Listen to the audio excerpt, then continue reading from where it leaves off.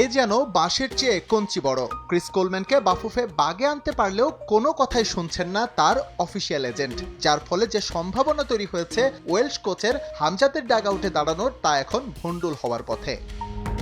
বিভিন্ন সূত্র মতে সহকারী এবং তার নিজের জন্য $31,000 পারিশ্রমিকে কাজ করতে রাজি হয়েছেন কোলম্যান। এর সঙ্গে টিএডিএ এবং আনুষঙ্গিক আরও খরচ বাবদ দাবি $5,000, যে টাকা খরচ করতে সম্মতি আছে ফুটবল ফেডারেশন। কিন্তু কোলম্যানের এজেন্ট এই চুক্তির মিডিয়া মানি হিসেবে বাফুফের কাছে দাবি করেছে $50,000। কোলম্যান তার বিষয়ে সার্বিকভাবে ইতিমধ্যে ফেডারেশন যেই সহযোগিতা চেয়েছে সেই সহযোগিতা প্রদান করার জন্য আমরা প্রস্তুত রয়েছি এবং ইতিমধ্যে সেই সম্মতি জ্ঞাপন করেছি।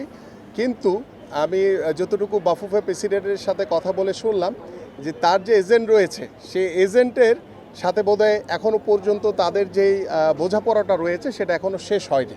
তো সেটা শেষ না হওয়া পর্যন্ত আসলে আমাদের আরেকটু অপেক্ষা করতে হবে। শুধু কোলম্যান নন, জাতীয় দলের কোচের জন্য দ্বিতীয় অপশনে থাকা বার্নস স্টর্ক নিয়েও আছে মোটামুটি একই ধরনের জটিলতা।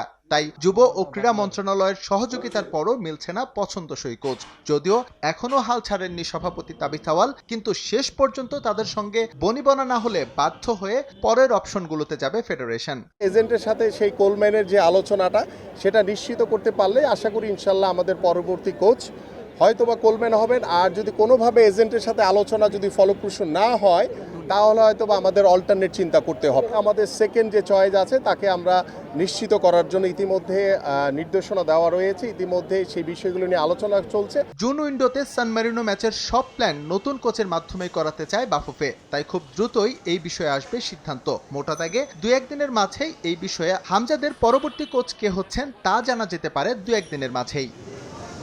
এস এম ইকবাল, সময় সংবাদ, ঢাকা।